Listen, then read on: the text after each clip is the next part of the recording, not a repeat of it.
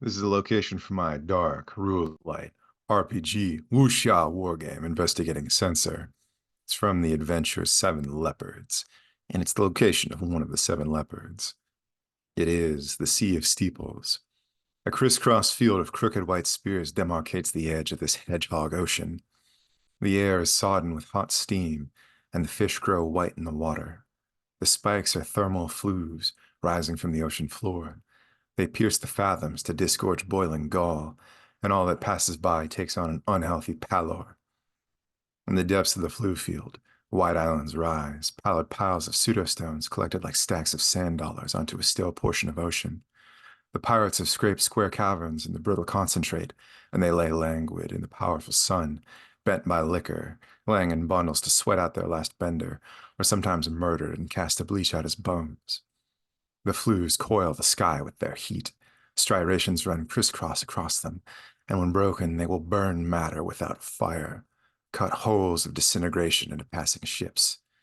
Beneath the island, there is a great air pocket, packed around with algae and sealed from rupture. There are rickety wooden shanty towns built like shelves or steps in a rope ladder against its shifting walls, which descend to a great burbling grotto at the base of things, where there is a mouth to the steam-filled sea. This reeking, algae-bound cityscape is the port of call for a beast born of antediluvian terrorism.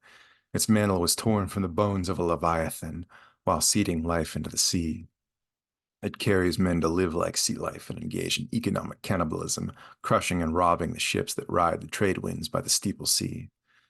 Eldritch blue, it is mottled with an intensity and depth like a nebula stripped of black space everywhere but behind it. Its teeth hold a measured malevolence, as if a grimace before words come to blows, or a smile at a foe's unseen error. Its flesh emerges from an ovular sheath of osseous stone. When it arises, the green sea plunges down, walls of falling water with a great shattered orb of glossy bone at the bottom. Ships are smashed against it, their contents falling into its fissures, unctuous portals of film holding back the water.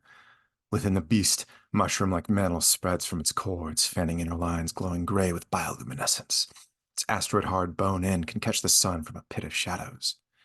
Its human captain is unhinged by the monster's twists and turns beneath the sea, and yet he guides it, pulling at its flesh to surface it beneath sea lanes and splinter-passing ships like pincered walnuts, crewmen screaming with horror and dismay.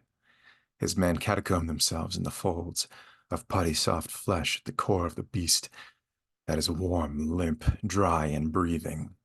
They're carried through innumerable turns and spring forth when they feel holes crashing on the rocky surface. The captain's purple coat hangs from him, his underclothes practically rotted away, his scabbard and boots freshly oiled, his sword taken from an elephant noble of a distant archipelago, is long enough to swing from the back of such a mount. The sodden cargo from smashed ships is dragged deeper into the creature. The living sailors and passengers cut open and kicked back into the sea or dragged in and chained. The captain soothes his transport with tones from a reed recorder. The vast creature dives and ripples past for miles over the sea.